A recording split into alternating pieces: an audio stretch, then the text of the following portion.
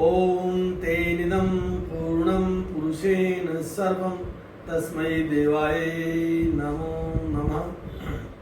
प्यारे दोस्तों, मैं आज आपको भारतीय अध्यात्म की एक बड़ी खास बात बताने जा रहा हूँ, जो कि मैंने कई शास्त्र पढ़े और निचोड़ में पहुँचा हूँ। चाहे वो गुरु ग्रंथ साहब हों, चाहे वेद है, चाहे गीता है, उपनिषद हैं। आज ऐसी अनोखी बात बताने जा रहा हूँ, जो मांगोगे मिलेगा। आप हैरान हो, जो मांगोगे मिलेगा। ये जादू ऐसा है, आसान भी है लेकिन कठिन भी है। जो व्यक्ति ओम का स्मरण करते हुए, ओम को कहते हैं प्रणव, उद्गीत, ऊंचे स्वर में गाया गया गीत, उद्गीत, और उसे प्रणव भी कहते हैं। ओम प्रभु का निज नेम है, निज नेम उनका अपना नाम है, शाश्वत सनातन नाम है। जो बाकी नाम है वो गुणवाची हैं। गुणवाची से राम कण कण में रमा हुआ, शिव जो कल्याण करता है, गणेश जो सब समूहों का स्वामी है, शिव जो सबका कल्याण करता है, कृष्ण सर्वान आकर्षति इति कृष्णा जो सबको आकर्षित करता है और आकर्षित होता है। ऐसे ही उनको परमात्मा को सरस्वती भी कहा गया, जो कि उनकी ज्ञान प्रकृति है। ऐसे ही परमात्मा को लक्ष्मी कहा गया है, जो कि उनकी नारी प्रकृति है, जिसे बहुत दुर्मंतम कहा गया है। वो परमात्मा ही इस रहस्य को जानता है। इस प्रकार जो गुणवाची नाम है वो तो संसार ले रहा है, लेकिन साथ में ओम का स्मरण हमें हल्के में नहीं लेना चाहिए। परमात्मा का अपना नाम है। इसके स्मरण से दो बातें हैं। प्रभु को आपकी आवाज़ पूरे ब्रह्मांड में पहुंचेगी। ओम की आवाज़, वैसे तो सारी आवाज़ पहुंचती है, लेकिन परमात्मा जो कि परम चेतना है, वो ओम के नाम से परम चेतना हमारी लघु चेतना में शीघ्र समा जाती है। वह ध्वनि, ये जो अग्नि और ध्वनि है, ये पूरे ब्रह्मांड में है, क्योंकि कण कण में अग्नि है।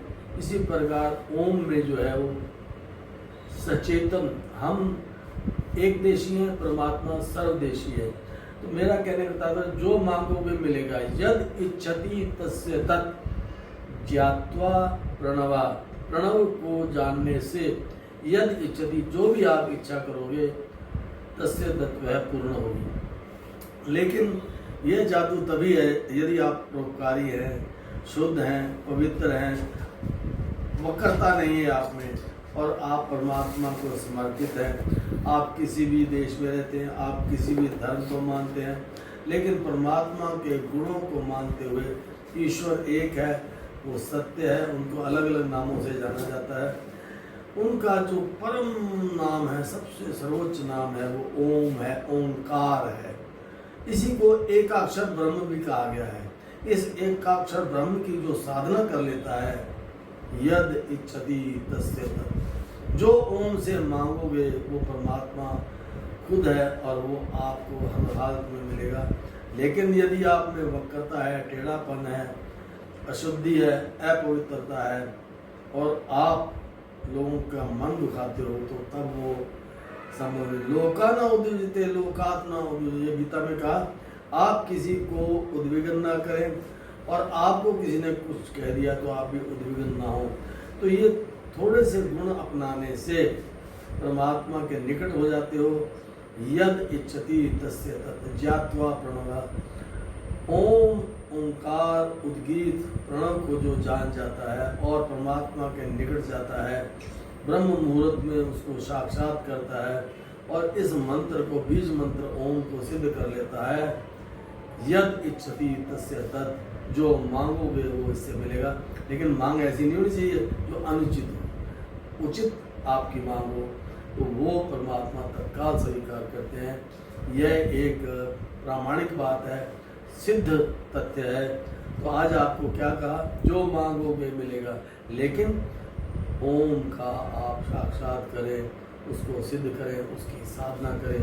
बीज मंत्र है, ये पूरे मानव समुदाय के लिए है, चाहे वो अमेरिका में है, इंडिया में है, चाहे वो किसी भी देश में, किसी भी भूमि पर है, किसी भी जलवायु का है, किसी भी रंग का है।